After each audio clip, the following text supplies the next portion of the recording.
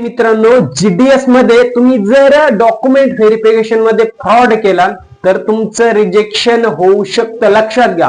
कुठल्या चुका आहेत त्या डॉक्युमेंट व्हेरिफिकेशन मध्ये जर तुम्ही केल्या तर डायरेक्ट तुमचं रिजेक्शन होतं आणि येणाऱ्या पुढील काळात तुम्हाला जीडीएस मध्ये बॅन सुद्धा केलं जाऊ शकतं. त्यामुळे ह्या चुका आत्ताच टाळायच्या. नेमकं त्या चुका कुठल्या आहेत मित्रांनो, त्या चुकाबाबत सांगणार आहे. फर्स्ट मेरिट लिस्ट लागली आहे 2 ते 4 विद्यार्थ्यांचा. आमच्या भागातील माझ्या परिचयातील विद्यार्थी आहेत, त्यांचा सेम इश्यू झालाय, म्हणून तुम्हाला अवेअर करण्यासाठी व्हिडिओ बनवलाय. त्यामुळे व्हिडिओ शेवटपर्यंत पहा. व्हिडिओ मध्ये सगळ्या चुका सांगणार आहे. लक्षात घ्या मित्रांनो, 26 जीडीएस आहे. 2000 भरती 2024 ची जी जीडीएस भरती, त्याच्यामध्ये पहिल्या मेरिट लिस्ट मध्ये डॉक्युमेंट व्हेरिफिकेशन प्रोसेस चालू आहे. त्याच्यामध्ये काही विद्यार्थ्यांनी मित्रांनो लक्षात घ्या, डॉक्युमेंट व्हेरिफिकेशन मध्ये फ्रॉड डॉक्युमेंट सबमिट केलेले आहेत. ज्या विद्यार्थ्यांचं लिस्ट मध्ये नाव आलंय पहिल्या मेरिट लिस्ट मध्ये, डीव्हीच्या वेळेस त्यांनी काय केले, कुठले डॉक्युमेंट फ्रॉड केलेत, कोणाचं कास्ट सर्टिफिकेट असेल मित्रांनो, कोणाचं मार्कशीट असेल मित्रांनो, ज्यांची 10वी झाली नाही त्यांनी सुद्धा फॉर्म मध्ये काय केलेलं आहे, काहीतरी डुप्लिकेट मार्कशीट बनवून सबमिट केलेला. अशा केसेस झालेल्या, म्हणूनच तुम्हाला अवेअर करण्यासाठी या गोष्टी सांगतोय. कास्ट सर्टिफिकेट, मार्कशीट असेल मित्रांनो, तुमचं आयडेंटिटी असेल मित्रांनो, ठीक आहे. ह्या ज्या बेसिक चुका आहेत त्या टाळायच्यात. लक्षात घ्या मित्रांनो, इमिडिएट डिस्क्वालिफाईड केलं जाऊ शकतं तुम्हाला जर डॉक्युमेंट व्हेरिफिकेशन मध्ये तुम्हाला ह्या गोष्टी आढळल्या, फ्रॉड डॉक्युमेंट सबमिट केले तुम्ही आणि जीडीएस ची जर फसवणूक केली तर तुमचं क्वालिफाय झालेलं, तुमचं सिलेक्शन झालेलं, तुमचं इमिडिएट कॅन्सल केलं जाऊ शकतं आणि वरतून तुमच्यावर ऍक्शन घेतली जाऊ शकते. ही ऍक्शन एफआयआर असू शकते किंवा जीडीएस मधून तुम्हाला परमनंटली बॅन केलं जाऊ शकतं. म्हणून ही चूक टाळायची. भले तुमचं सिलेक्शन या 26च्या भरतीला नाही झालं तरी चालेल, पण भविष्यात पुढे कंटिन्यू म्हणजे दरवर्षी जीडीएसच्या भरती येत असतात, त्या ठिकाणी तुम्हाला अडथळा येऊ नये म्हणून ही जबाबदारी घ्यायची. लक्षात घ्या, इमिडिएट डिस्क्वालिफाईड केलं जाऊ शकतं. दुसरा पॉइंट आहे परमनंट बॅन जीडीएस. परमनंट म्हणजे कधी, 2026 आता तुम्ही फ्रॉड डॉक्युमेंट सबमिट केले, तुम्हाला तिथून डिस्क्वालिफाईड केलं म्हणजे पुढच्या भरतीला तुम्ही फॉर्म भरू शकता का? नाही. जरी फॉर्म भरता आला तरी त्या जीडीएसच्या सर्व्हरवर, जीडीएसच्या सगळ्या गोष्टीवर तुम्हाला तिथं डिस्क्वालिफाईड केलं जाऊ शकतं आणि जीडीएस तुम्हाला परमनंटली म्हणजे 2027, 28, 29 आणि लाईफ टाइम साठी सुद्धा बॅन करू शकतं. तुम्हाला तिथे सिलेक्शनच होणार नाही. भले तुमचे 95 मार्क जरी असू द्या, ओके, आणि तुम्ही कॅटेगरी मध्ये असू द्या, फर्स्ट मेरिट लिस्ट मध्ये नाव येण्याचे चान्सेस असू द्या, परंतु जर तुम्ही ह्या भरतीला जर अशी गडबड केली, तुमच्याकडे डॉक्युमेंट नसतील आणि काहीतरी फ्रॉड सबमिट केले तर तुम्हाला परमनंटली तिथे डिस्क्वालिफाईड केलं जाणार आहे. आणि हे ऑफिशियल आहे, असं नाही की फक्त कुठल्या तरी गोष्टीवर आपण बोलतोय. जीडीएसचा रूलच आहे तसं. कुठलीही सरकारी नोकरी घ्या, फ्रॉडपणा सापडला तर खूप सारे प्रॉब्लेम येतात. ते फेस करता करता आपले 4-5 वर्ष असंच निघून जाईल. मग लेट नोकरी मिळायला काहीच अर्थ भेटत नाही. म्हणून ह्या गोष्टी टाळायच्यात मित्रांनो. त्याच्यानंतर तिसरा पॉइंट आहे, लिगल ऍक्शन घेतली जाऊ शकते. जर तुमचा फ्रॉड डॉक्युमेंट व्हेरिफिकेशन हाय लेवलचा असेल, हाय लेवलचा म्हणजे काय, तुम्ही आहात ओपन कॅटेगरीमध्ये आणि कास्ट सर्टिफिकेट काढलंय तुम्ही इतर कॅटेगरीचं, एससी, एसटी किंवा ओबीसी मधलं, परंतु तिथे काय होतं मित्रांनो, हा हाय मोठ्या प्रमाणात फ्रॉड समजला जातो. कारण तुम्ही दुसऱ्या एका विद्यार्थ्यांची, दुसऱ्या एका कॅन्डिडेटची जागा डायरेक्ट खाताय असा त्याचा अर्थ होतो. म्हणजे इथं खूप मोठा फ्रॉड केला जाऊ शकतोय. म्हणजे तुमचं सिलेक्शन आता झालं तर पुढील ती तुमची सर्व्हिस असेल 20-25 वर्षाची, जी काही 10, 15, 20 तुम्ही जोपर्यंत करा तोपर्यंत, म्हणजे तिथं एका वॅकन्सीचं तुम्ही परमनंटली नुकसान करताय.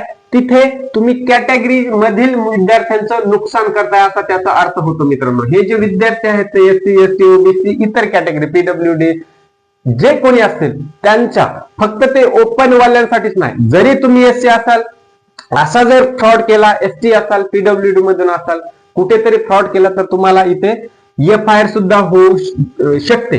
आता एफआयआर झाल्याच्या नंतर काय होतं, जीडीएस तर फक्त एक सिंपल फर्स्ट स्टेज आहे तुमचं करिअर सेट करण्याचं. तुम्ही जर इतर परीक्षाचा अभ्यास करायला असाल, जसे तुम्ही एमपीएससी करत असाल, सरळ सेवा करताय, राज्य सेवा करताय किंवा युपीएससी प्रिपरेशन पण कोणी कोणी करतं, तरी सुद्धा जीडीएस ला फॉर्म भरतात का? कारण की त्यांना फक्त एक रेफरन्स पाहिजे असतो, त्यांना एक अनुभव घ्यायचा असतो. ह्या सगळ्या गोष्टी खूप मॅटर करतात. म्हणून साधारणपणे असे पण विद्यार्थी आहेत एमपीएससी युपीएससी करणारे सुद्धा जीडीएस ला फॉर्म भरतात, आहेत अशा केसेस. ठीक आहे, म्हणून तुमच्या जर एफआयआर पडला एकदा तर तुम्हाला इतर परीक्षेला सुद्धा इश्यू येऊ शकतो. म्हणजे ज्यावेळेस तुमचं पोलीस व्हेरिफिकेशन होत असतं मित्रांनो, त्यावेळेस काय होत असतं, दुसरी एक्झाम पास झाला तुम्ही, लेखी एक्झाम पास झालात, त्याच्यानंतर फिजिकल पास झालात किंवा इंटरव्ह्यू मध्ये पास झालात, सगळे तिन्ही क्रायटेरिया फॉर एक्झाम्पल कुठल्याही परीक्षेचे पास झालात, आणि ज्यावेळेस तुमचं फायनल जॉईनिंग लेटर येत असतं त्यावेळेस तत्पुरते एक पोलीस व्हेरिफिकेशन हा क्रायटेरिया एमपीएससी मध्ये असतो, तर करणं गरजेचंच आहे. त्याशिवाय तुम्हाला जॉईनिंग मिळतच नाही. कुठेही सर्च करा, कोणालाही विचारून घ्या, पोलीस व्हेरिफिकेशन तुमचं क्लिअर असलं पाहिजे.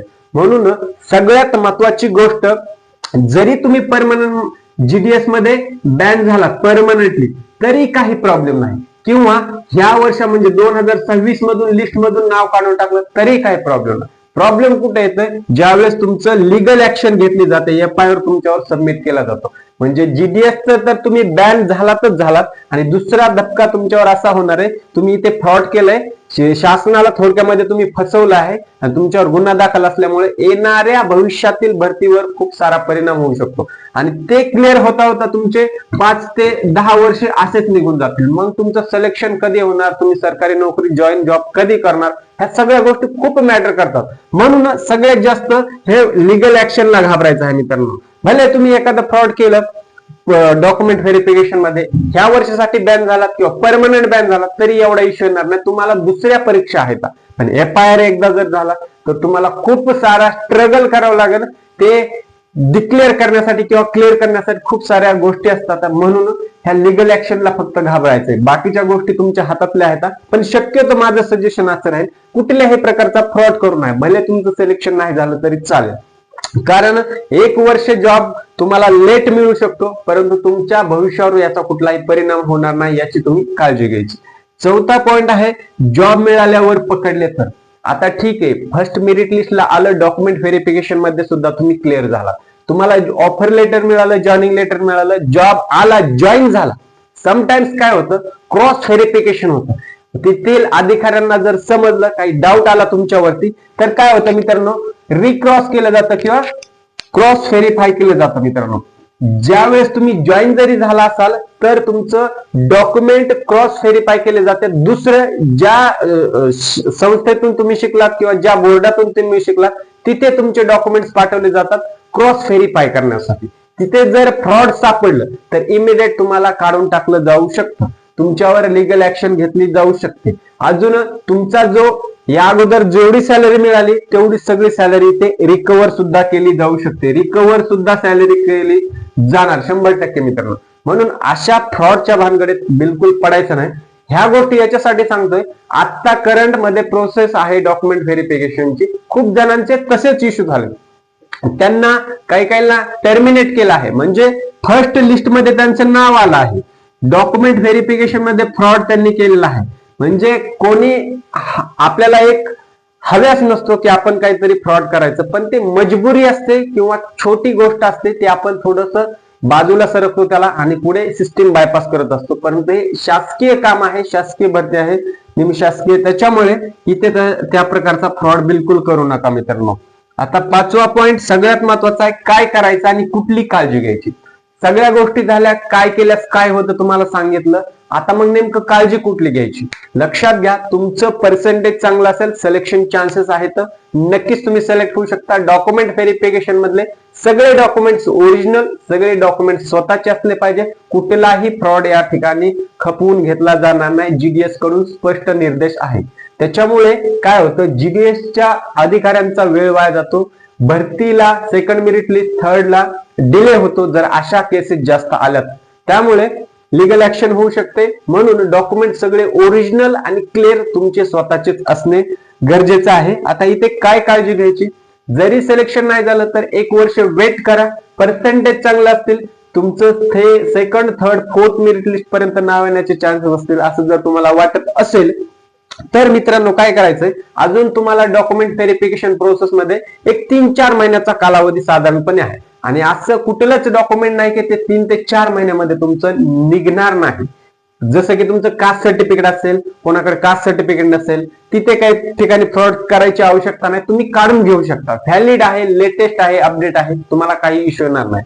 त्याच्यामुळे सगळे डॉक्युमेंट तुम्ही काढून ठेवा. कोणाचे कॉलेजमध्ये डॉक्युमेंट्स असतील त्यांना ऑफिशियली एक लेटर लिहा, संस्थेला, कॉलेजला, कुठे तुमचं शिक्षण सुरू आहे त्या ठिकाणी ते तुम्हाला 100% डॉक्युमेंट्स व्हेरिफिकेशन साठी देणार.